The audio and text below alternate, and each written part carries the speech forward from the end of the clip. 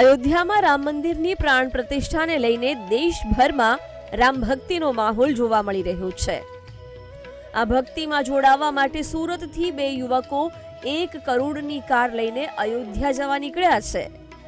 જો કે તેમની ચર્ચા એટલા માટે છે કારણ કે સિદ્ધાર્થ દોશી અને મૌલિક જાની નામના આ બંને રામ ભક્ત યુવકોએ પોતાની કરોડોની કારને ભગવા રંગે રંગી નાખી છે અને તેના પર ભગવાન શ્રી રામની સાથે રામ મંદિરની પ્રતિકૃતિ બનાવી છે।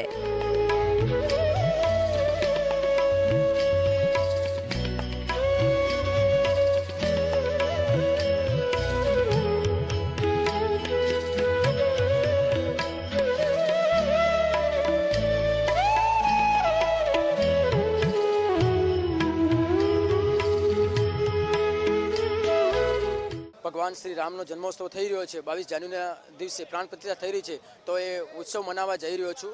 22 તારીખે સુરતથી અયોધ્યા મને 5 દિવસ લાગશે અહીંથી અયોધ્યા પહોંચતા। 22 તારીખે સવારે અમે ત્યાં હવનમાં ભાગ લેવાના છીએ। રામભદ્રાચાર્યજીનો જે જન્મદિવસ હતો એ નિમિત્તે જે યજ્ઞ ચાલી રહ્યો છે ત્યાં અમે લોકો ભાગ લેવાના છીએ અને બહુ ખુશીનો માહોલ છે। 2 જણા જઈએ છીએ અમે લોકો।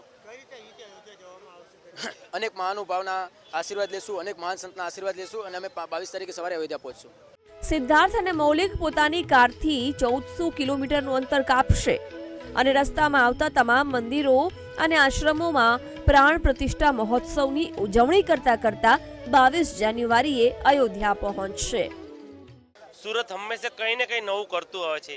આ બંને યુવાનો આજે 550 વર્ષ પછી આપણા દિલમાં તો રામ હતા, પણ આપણી આસ્થા હતા કે અયોધ્યામાં રામચંદ્ર ભગવાન બેસે। આ ભવ્ય સમારોહમાં બંને યુવાનો પોતાની કાર ચલાવીને જઈ રહ્યા છે। અમને સૌને ખૂબ આનંદ અને ઉત્સાહ છે, તેમને અમે આજે વળાવવા આવ્યા છીએ।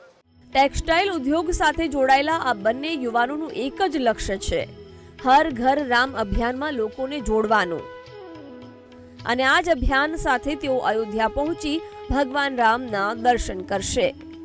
Shailesh Trivedi, VTV news, Surat.